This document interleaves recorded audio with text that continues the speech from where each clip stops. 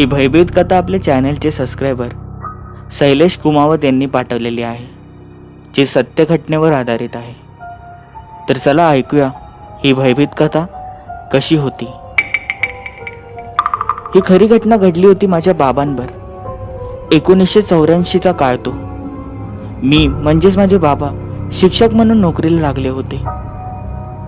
त्यांची नेमणूक एरंडोल ते मसावत इथूनच जवळ असलेल्या 8 किलोमीटर अंतरावर उमरदे या गावात झाली होती. गाव तसे लहान होते आणि राहण्याची व्यवस्था नव्हती. शाळा गावामध्येच असल्यामुळे मी शाळेत राहत होतो. तशी गावातली काही मुले हे रात्री झोपायला शाळेतच येत होते. शाळेच्या मागेच एक मोठी दूध डेअरी होती. तिकडचे काही कर्मचारी माझ्या ओळखीचे झाले होते. पण विशेष म्हणजे शाळेत फक्त 3 शिक्षकच हे शिकवायला होते. इतर 2 शिक्षक आणि मी. ते 2 शिक्षक हे एरंडोल येथे राहत होते. त्यांनी मला तिथेच राहण्याचे सुचवले. पण एक दिवशी काही कारणांमुळे 5 वाजता शाळा सुटली. मी एरंडोल येथे खोली पाहण्यासाठी गेलो आणि तिथे खोली बघता बघता मला रात्रीचे चक्क 8 वाजले होते. तुम्ही आता इथेच जेवण करून जा, असे तिकडचे ते गुरुजी बोलले. पण मी त्यांना नकार दिला. मी त्यांना सांगितले की मी अक्षरशः 20 मिनिटांमध्ये माझ्या शहरामध्ये पोहोचेल. परंतु त्या गुरुजींनी सांगितले की जेवण तयार आहे, आता जेवणच जा. मग त्या गुरुजींच्या हट्टापायी मला तिकडे जेवावे लागले. पण बघता बघता आता फार उशीर झाला होता. म्हणूनच त्या गुरुजींनी सांगितले की तुम्ही एक काम करा, आता तुम्ही इथेच राहा. पण ते घर बघताच माझी इच्छा झाली नाही, कारण की ते घर अक्षरशः लहान होते. त्यात त्यांचे ते मुलं, ते 3 होते. मी त्यांना नकार दिला आणि सांगितलं की मी सुखरूप पोचेल, तुम्ही काळजी करू नका. आणि मी त्यांचा निरोप घेतला. माझ्यावर होती ती माझी सायकल. पण मला गुरुजींनी सांगितले की तुम्ही एकटे जाऊ नका. नाक्यावर काही मुलं असतील जे दूध घ्यायला आले असतील, तुम्ही त्यांच्यावरच पुढे जा. गुरुजींनी असे का विचारले हे मला माहीत नव्हते. पण मी त्यांना होकार दिला आणि मी माझ्या प्रवासाला निघालो. माझी ती सायकल ही मला अत्यंत जीवाची होती. आणि रात्रीच्या त्या प्रवासामध्ये मी सायकलवर तिकडे निघालो आणि बघता बघता मी नाक्यावर पोचलो. पण नाक्यावर कोणीही नव्हते, फक्त रिकामा रस्ता होता. ते पाहून मला आश्चर्य वाटले आणि नंतर मला आठवले की आज पौर्णिमा आहे. उन्हाळ्याचे ते दिवस होते. सर्व चंद्र हा वरतून दिसत होता. सगळीकडे त्याचा प्रकाश हा पसरला होता. माझ्याकडे काही पर्याय नसल्याने मी तिथून एकटाच निघालो. रात्रीच्या त्या अंधारामध्ये आजूबाजूला मोठे झाडं होते, जे सतत कोणी ना कोणी असल्याचा भास करून देत होते. झाडांच्या मागून असे वाटत होते की कोणीतरी बघत आहे. पण हे सगळे भास आहे हे मला माहीत होते. आणि कळत न कळत मला असे वाटू लागले की माझ्या सायकलच्या मागे कोणीतरी सायकल चालवत येत आहे. मनात एक धडकी भरली. मागे बघण्याची हिंमत होत नव्हती. पण कसाबसा मी सायकल चालवत होतो. पण बघता बघता तो आवाज आता मोठा होऊ लागला होता. असे वाटत होते की अक्षरशः माझेच मागे येऊन ती सायकल उभी आहे. कशीबशी हिंमत करून मी ती सायकल माझी थांबवली आणि कळत न कळत मागे पाहिलं. पण मागे कोणी नव्हते. मनात एक समाधान झालं आणि पुन्हा एकदा माझ्या त्या सायकलच्या प्रवासात मी ती चालवायला चालू केली. पण पुन्हा तसाच अनुभव हा मला यायला लागला. सायकलचं ते कॅरियर हे थोडे जुने होते. म्हणून मी मनाची समजूत काढली की कोणीतरी सायकलचं कॅरियर खराब केलं असल्यामुळे सायकलचा तसा आवाज येत आहे. पण मला अजूनही माहीत आहे की तसे काही झालेच नव्हते. मागून कोणीतरी येत होते. पण आता सायकलचे वजन हे फार वाढले होते. जणू असे वाटत होते की माझ्या सायकलवर कोणीतरी बसलेले आहे. सायकल आता जड वाटायला लागलेली होती. आणि हो, तो डांबरी रस्ता, वरती चंद्राचा प्रकाश. पण अचानकपणे काही अंतरावर गेल्यानंतर सगळीकडे गारवा निर्माण झाला होता. मीही विचारात पडलो की आत्ता आणि गारवा कसं काय होईल. पण मला समजत नव्हते की काय करायचे. पण मी निघालो. काही क्षणात एक दुसरा फाटा आला. तिथेही कोणी नव्हते.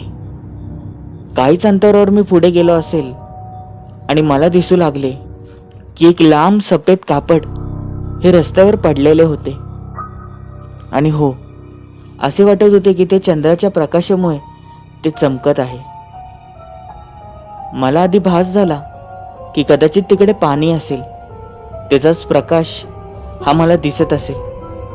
पण जसं जसा मी तिकडे जवळ जाऊ लागलो तसं तसं ते कापड हे लहान होऊ लागलं. हे असे का होत होते मला समजत नव्हते. पण अक्षरशः मी त्याच्या 10 फुटाच्या अंतरावर आलो आणि मी तिकडे पाहिले की ते कापड नव्हतेच, तर त्याच्या आतमध्ये कोणीतरी झोपलेले होते. आता करायचं तरी काय, कारण की ते आता चक्क रस्त्याच्या मधोमध होते. मला फार भीती वाटली, म्हणून मी रस्त्याच्या कडेने माझी सायकल नेऊ लागलो. पण अचानक त्या पांघरुणामध्ये ते जे कोणी झोपलेले होते ते क्षणभरातच उडत माझ्या सायकल समोर आलं. मला फार भीती वाटली.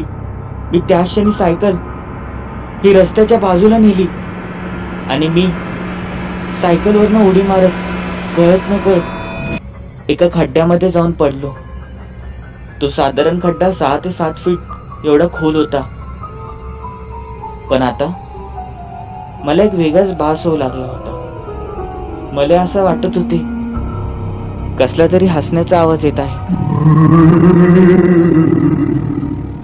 मला वरती येणं शक्य होत नव्हते, पण कसा बसा मी वरती आलोच. मला फार लागले होते. मी वरती येताच तिकडे कुत्रा होता. तो कुत्रा मला बघून भोकू लागला होता. पण हो, मी तिकडे पाहिले की त्या सफेद कापडामध्ये असलेला तो व्यक्ती हा जो कोणी होता तो तिथे दिसत नव्हता. मनात थोडे हायसं वाटलं आणि त्याच वेळेला तो कुत्रा मला जोर जोरात भोकू लागला होता. हे असे का होत होते मला कळत नव्हते.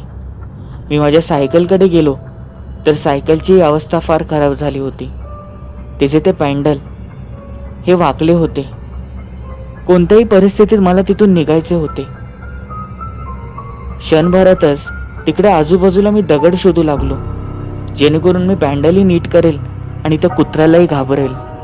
पण तो कुत्रा कसाही करून शांत होत नव्हता. शेवटी एक दगड माझ्या हातात आला आणि मी त्याला बोललो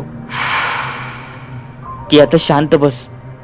पण क्षणभरातच तो शांत झाला आणि तिकडून निघून गेला. मला फार भीती वाटत होती. ते नक्की काय होते मनात सतत तोच प्रश्न येत होता.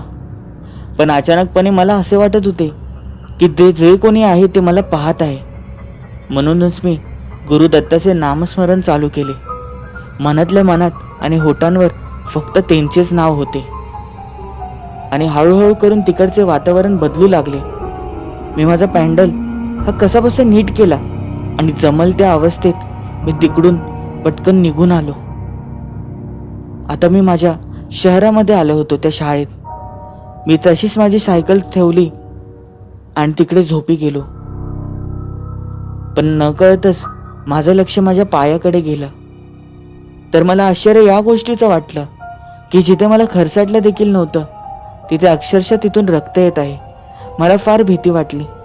मी त्यावेळेलाच माझ्या शाळेमध्ये गेलो आणि तिकडूनच काही मलमपट्टी केली. दुसऱ्या दिवशी मला जाग आली तर गुरुजींनी मला पाहिलं. गुरुजींना झालेला सगळा प्रकार सांगितला. गुरुजींनी मला आधी फार ओरडले, पण नंतरच प्रेमापोटी त्यांनी मला दुसऱ्या डॉक्टरकडे जाण्याचा सल्ला दिला. मी त्यांचं ऐकलं देखील. पण ही घटना गावात अक्षरशः हवेसारखी पसरली. मी ती नोकरी सोडून दिली. पण मला काही स्थानिक गाववाल्यांनी सांगितले की त्या दिवशी तुम्ही वाचलात. त्या रस्त्याला त्या झाडाखाली एक माणूस मरून पडला होता. त्याचेच ते भूत असणार. त्याचे भूत रस्त्यावर कोणालाही एकटा येऊन देत नाही. आणि हो, आत्तापर्यंत गावातली 4 माणसं हे त्या भूतामुळेच मेलेले आहेत. तुमचे नशीब चांगले होते म्हणून तुम्ही वाचलात. काय वाटतंय तुम्हाला? चला एक वेळ ही घटना आपण काल्पनिक जरी समजली तरी काही प्रसंग यातले खरे आहेत. तुमच्यावरही असा प्रसंग घडला तर काय कराल? मला नक्की सांगा. चॅनलला सबस्क्राईब करायला विसरू नका. बेल नोटिफिकेशन नक्की दाबा. तुमचे काही कथा अनुभव असतील तर डिस्क्रिप्शनमध्ये दिलेल्या मेल आय डीवर मला सेंड करू शकता. फेसबुकला फॉलो करा आणि हो, इंस्टाग्रामला ही कथा कशी होती सांगायला विसरू नका. आयडी आहे तेजस.story. भेटूया पुढील भागांमध्ये.